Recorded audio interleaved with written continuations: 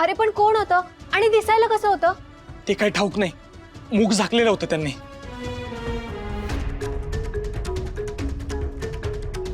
म्हणजे हे म्हणत होते ते खरं होतं तर खरोखरच आपल्यावर कोणीतरी पाळत ठेवून होतं आणि आपण झोपलेला असताना त्यांनी त्यांचा डाव साधायचा प्रयत्न केला तर. वय हे बघा,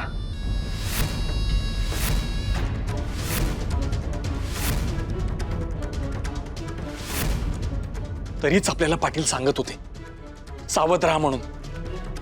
याचाच अर्थ ती पोरं पळवणारी टोळी कार्यरत आहे आणि ही जी कोणी व्यक्ती असेल ती या टोळीचाच भाग असेल. आता त्या व्यक्तीला शोधणं अत्यंत महत्वाचं आहे. खरे कर्मधर्म संयोगाने सोपानाला जाग आली म्हणून अनर्थ टळला. लक्ष्मीच्या जीविताचं उत्तरदायित्व आपल्याकडे आहे. जर तिच्यावर कुठलं संकट येणार असेल तर त्याचं निवारण करणं हे आपलं प्रथम कर्तव्य आहे. शोध घ्यायलाच हवा आणि तोही लवकरात लवकर.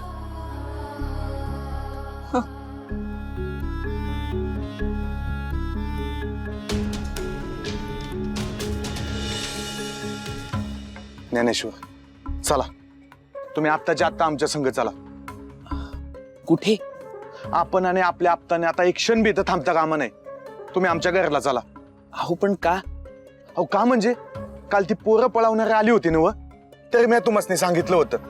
पण काळजी करू नका, भगवंत कृपेने त्यांना यशस्वी होता आलं नाही. अहो काल झालं नाही म्हणजे उद्या होणार नाही असं नाही ना. ते काय बी नाही. तुम्ही आत्ताच्या आत्ता आमच्या संग चला. क्षमा करा, पण आमच्यामुळे आपल्याला क्लेश नको. अहो साक्षात ज्ञानेश्वर आणि त्यांची भावंड आमच्या घरी येणार, त्यात क्लेश कसला? तरीही नको.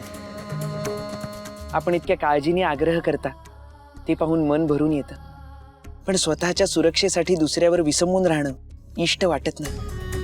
त्या पांडुरंगाने काल जसं रक्षण केलं तसं तो यापुढेही करत राहील. काळजी करू नका. आता तुम्ही म्हणताय तर येतो.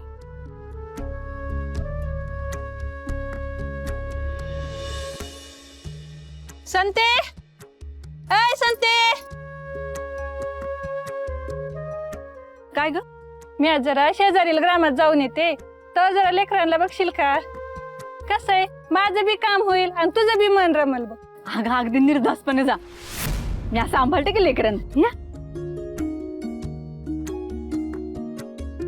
ज्यांना स्वतःच्या लेकरांना सांभाळायला जमत नाही ती दुसऱ्याच्या लेकरांना काय सांभाळणार?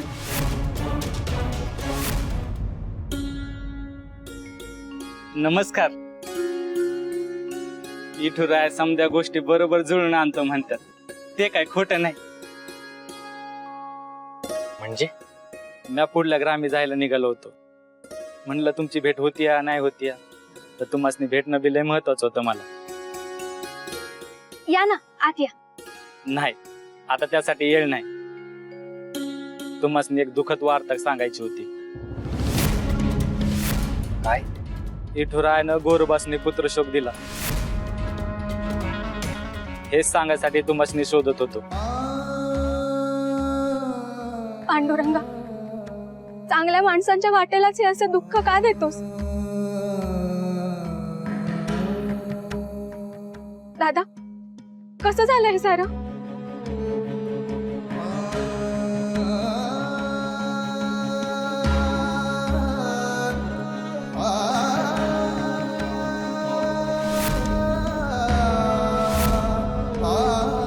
तुम्हाला हेच सांगायचं होतं. चला येतो. मुक्ते, ज्ञानदादा आणि गुरुदादाला ठाऊक असेल का गे? ठाऊक होतं. काय? पण मग आम्हाला का नाही सांगितलं? आम्ही अजूनही तुम्हाला लहान वाटतो का? प्रश्न तो नाही, पण हे दुःख पचवणं तुम्हाला तेव्हा जड गेलं असतं. आताही सोपं जाईल असं नाही दादा. पण आता तुम्हाला धीर द्यायला आम्ही आहोत. तेव्हा मीच इतका हताश झालो होतो की तुम्हाला काय धीर देणार. अहो असं कशापायी बोलताय पुतळाबाई? खरं तेच बोलतीये मी. बघ बाई, विचार कर, नाही तर यो गोरोबा तुझ्या बी लेकरांना चिखलात तुडवल. पुतळाबाई हे बघा, काय बघा? जे बघायचं ते बघितलं समजा ग्रामानं. पुतळाबाई मी काय बी होऊ द्यायचे नाही लेकरांना. आणि झालं तर येळ काय सांगून येते या. कधी कोण तल्लीन होईन आणि कधी कोणा लेकराचा जीव जाईल हे काय सांगता येत नाही बाई. तेव्हा तू लेकर माया का सोड, मी सांभाळते. चलो पोर, मी तुम्हासनी काहीतरी गोडधोड खायला देते. हा? बाया, माझ्या गयातच किती गोड असली ना पोर. नाही म्हणजे ज्याला जे जमतं त्यानं तेच करावं. आता लहान पोरांचा सांभाळ करायला समजासनीच नाही जमत ना. काय सांगते? चल ग.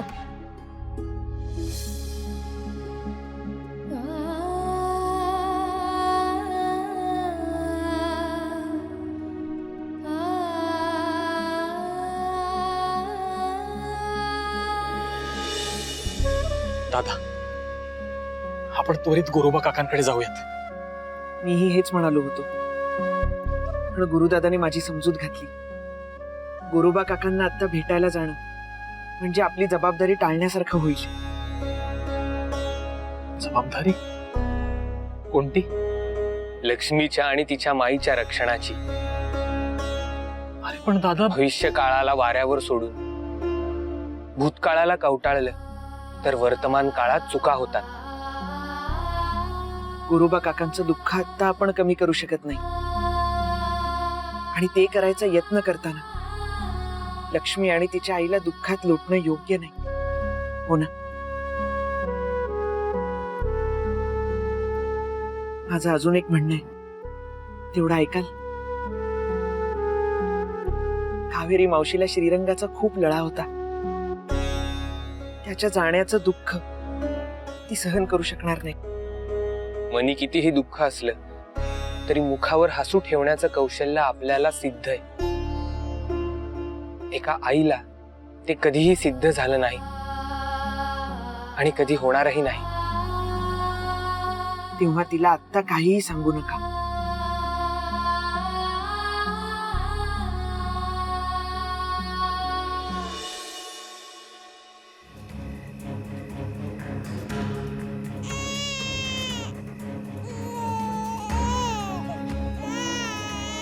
मावशी, तिला भूक लागली असेल का ग? अरे दूध दिलं होतं मी तिला, पर घेतलं नाही तिनं. तिचं पोट दुखत असेल अथवा इतर काही त्रास होत असेल तर आपण वैद्यांकडे जाऊया. मुक्ते, आता एवढ्या अवेळी वैद्य कुठून आणायचा?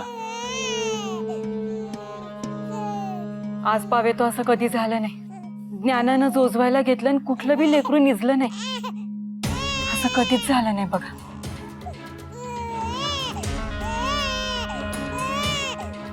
मला या साऱ्यात निराळी शंका येऊ लागली. कसली शंका? असं म्हणतात की तान्या लेकराला अशा काही गोष्टी जाणवतात ज्या इतरांना जाणवू शकत नाही. काल जे काही झालं त्याचा तिने धसका तर घेतला नसेल ना? किंवा तिचं रडणं एखाद्या अरिष्टाची चाहूल तर नसेल ना?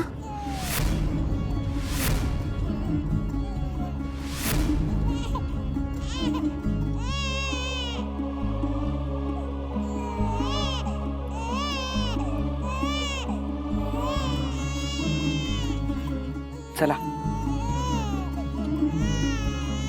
कुठे?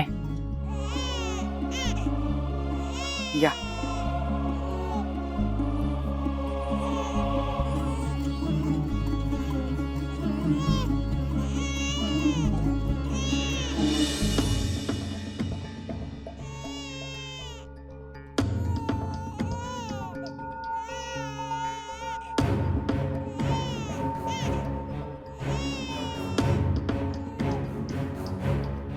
दादा, अरे ही तर तीच जागा जिथे लक्ष्मी आपल्याला पहिल्यांदा दिसली होती. ते का आलोय आपण?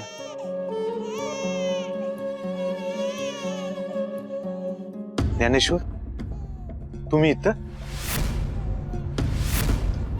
अहो, आमची समधी माणसं लक्ष ठेवून आहे तिथं. आता त्यांच्यावर लक्ष ठेवायला मी बी आहे. तुम्ही इथं का आलात? गेल्या 2 दिवसात या कन्येच्या शोधार्थ कोणी आलं होतं का? नाही.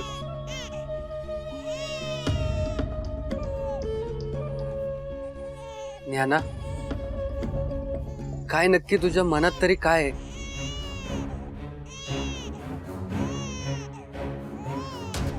नाही, मी आहे होऊ द्यायचं नाही ज्ञाना.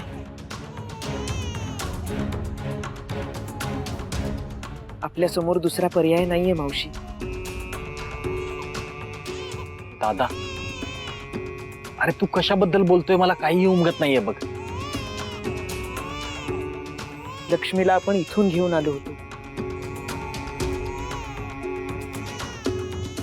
आता पुन्हा इथेच तिला निरोप द्यायची वेळ आली आहे.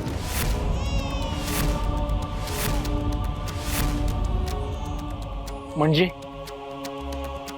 या तानुलीला इथं थंडी वाऱ्यात सोडून जायचं? ज्ञाना, असं कसं वागू शकतो तू? नाही, माझा तर विश्वासच बसत नाही की तू हे सुचवतोय ते.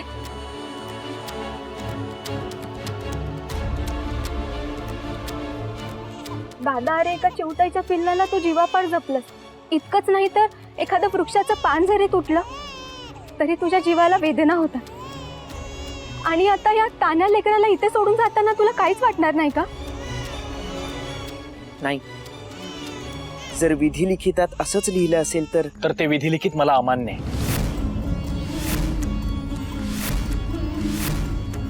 दादा, मला क्षमा कर. मला तुझ्याशी असं बोलायची इच्छा नाहीये आणि माझी तशी पात्रताही नाहीये.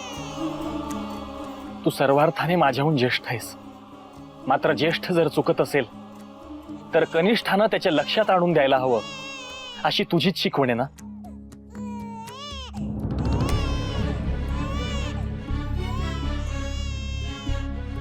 दादा, लहान तोंडी मोठा घास घेते असं समज. आपल्याला बाबांनी शिकवलेला माणूस धर्म तू आजपर्यंत जपत आलास. मग आज का पायदळी तुडवतोयस? अरे असं झालं तर आपल्या नावापुढे विठ्ठलपंत कुलकर्णी हे नाव कसं लावायचं रे? उद्या जर आपण स्वर्गलोकी गेलो तर बाबांना काय उत्तर देणार? हेच की अवघड समस्यांची उकल करण्यासाठी कधी कधी कठोर निर्णय घ्यावे लागतात. अहो ज्ञानेश्वर, कसली समस्या? काय बोलताय तुम्ही? निवृत्ती राजा, तू गप्प का? तू समजावून सांग ना याला. ज्ञाना जे म्हणतोय ते सत्य आहे. कधी कधी मनावर दगड ठेवून परिस्थितीला शरण जाणं हेच इष्ट असतं.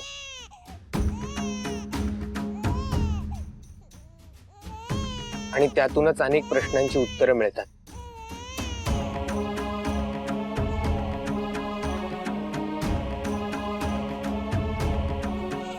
ज्ञाना, लक्ष्मीला माझ्याकडे दे.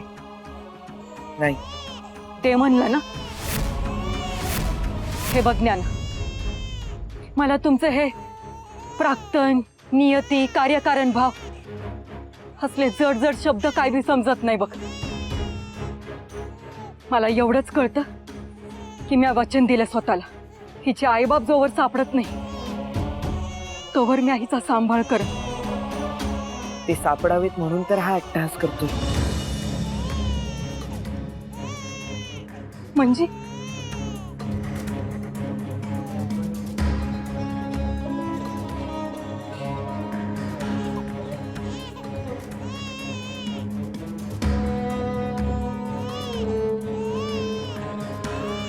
ज्ञाना,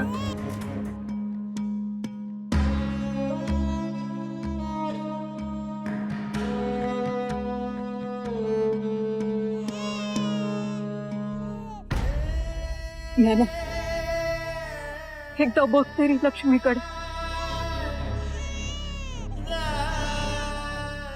आपण असं सोडून जायचं नाही. पाय पडते ज्ञान, ते नका करू.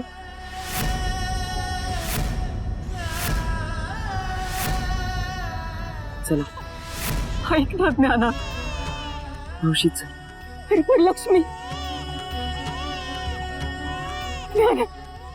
दादा दादा हो.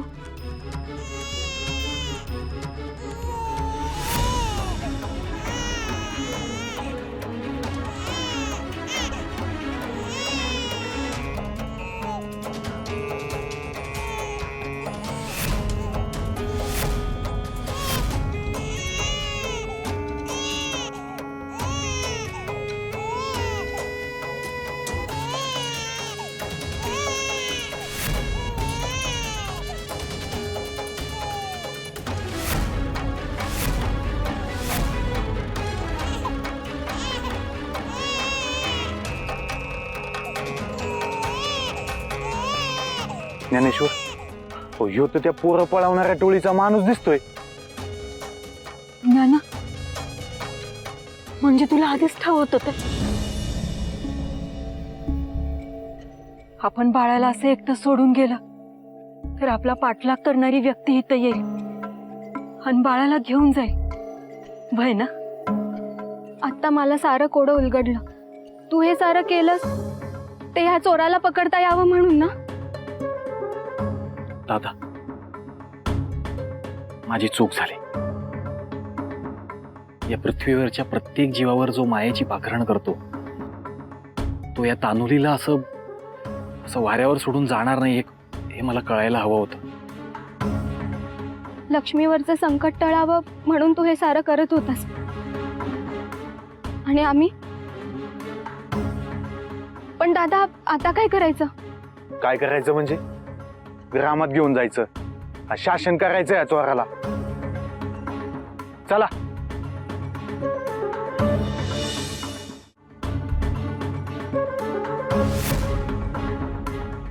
काय रे, कावळ्या पोराला त्याच्या मातेपासून तोडताना लाज नाही वाटली?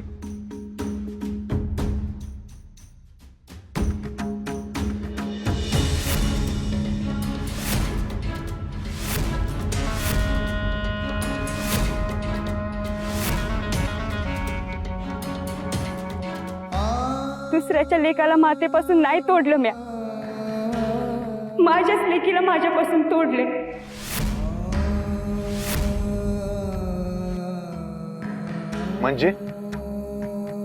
म्हणजे माझीच नार तोडून या जगात आली ही लेक, आणि माझंच काहीच तोडून वाऱ्यावर सोडावं लागले मला तिला. म्हणजे तू आई आहे तिची?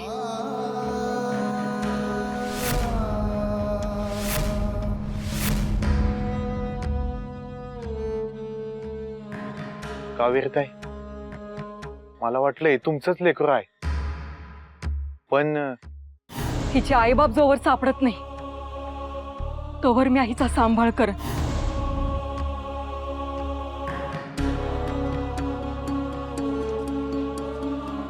नाही, या बाईने यशोदा होऊन माझ्या लेकीचा सांभाळ केलाय, पण त्याची देवकी मी आहे. नाही, ही बाई खोटं बोलतीय.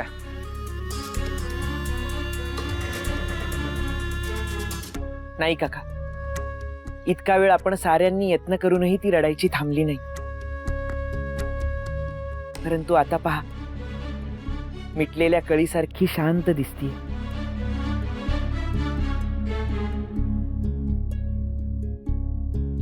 मातेचा स्पर्श लेकराला लगेचच कळतो.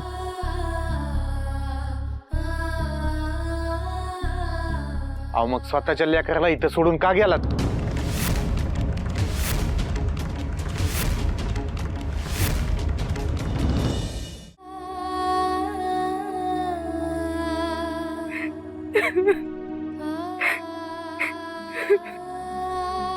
बस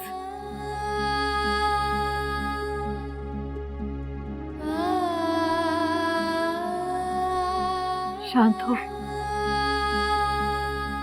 काय झालंय? नाव काय तुझं? आनंदी. आनंदी. मातृत्व लई मोठं दान आहे ग बाई. ते समजाच ते नाही मिळत. मला सांग, पोटच्या गोळ्याला असं सोडून जाताना तुझ्या काळजाला ओरखडा नाही पडला का ग? हा, काळीच. ते तर कवाच बंद पडलं. डोळे उघडे ते केवळ लेकीच्या विरहात स्वतःचे हाल स्वतः बघण्यासाठी.